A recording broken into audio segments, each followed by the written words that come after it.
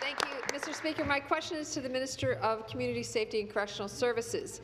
Bill 175 will be reported back to the House today after only a few short hours of debate at committee and despite serious concerns expressed by stakeholders, especially our police associations.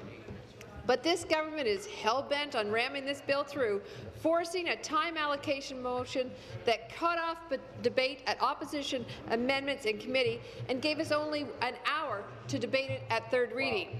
Wow. Absolutely This shameful. is yet another example of this government's lack of respect for the democratic process and the members of this House. But what's even worse is the government's attack on our hard-working police officers and civilian staff. Absolutely. Why has this government chosen to completely ignore the very serious concerns expressed by our police associations with Bill 175? Hear, hear. Minister. Well, I thank the member for questions because, you know, actually, it allows me to talk about the Safer Ontario Act that represents, Mr. Speaker, the largest transformation to Ontario's policing and community safety in more than 25 years. And if this bill is passed, Mr. Speaker, it will create a stronger, safer communities where people get the services they need when and where they need them most. This is not a last-minute project. Actually, Mr. Speaker, it's 5 years in the making. We have consulted across the province through our strategy for Safer Ontario, across our province.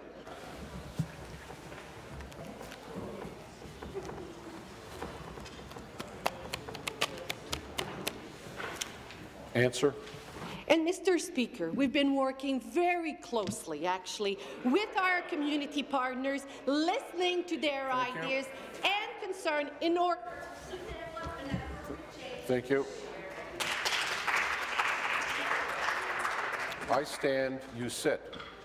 And the reason why you're not seeing me stand is you're not addressing the chair, which is what you're supposed to do. Supplementary. Well, Mr. Speaker, back to the minister. The fact is, even the government, your government, tabled around 250 amendments to its own bill at committee yesterday. And guess what? Almost none of them address the substantive concerns expressed by our police associations. Rob Jamieson, the president of the Ontario Provincial Police Association, couldn't have been clearer about what he thought of the government's legislation when he tweeted, quote, another anti-law enforcement amendment.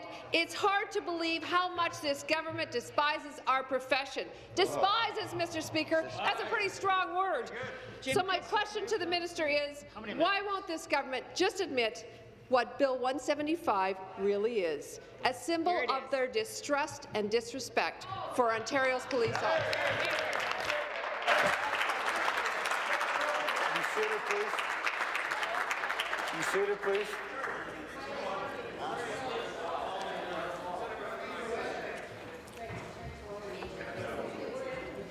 Never too late to get a warning.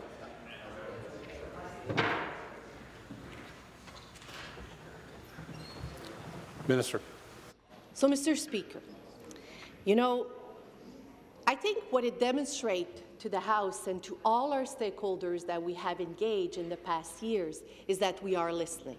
And that's why, as we have listened throughout the community process, we knew that the introduction of this bill, and I've always been very clear, was never the finish line.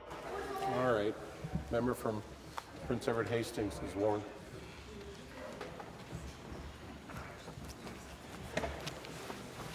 Minister.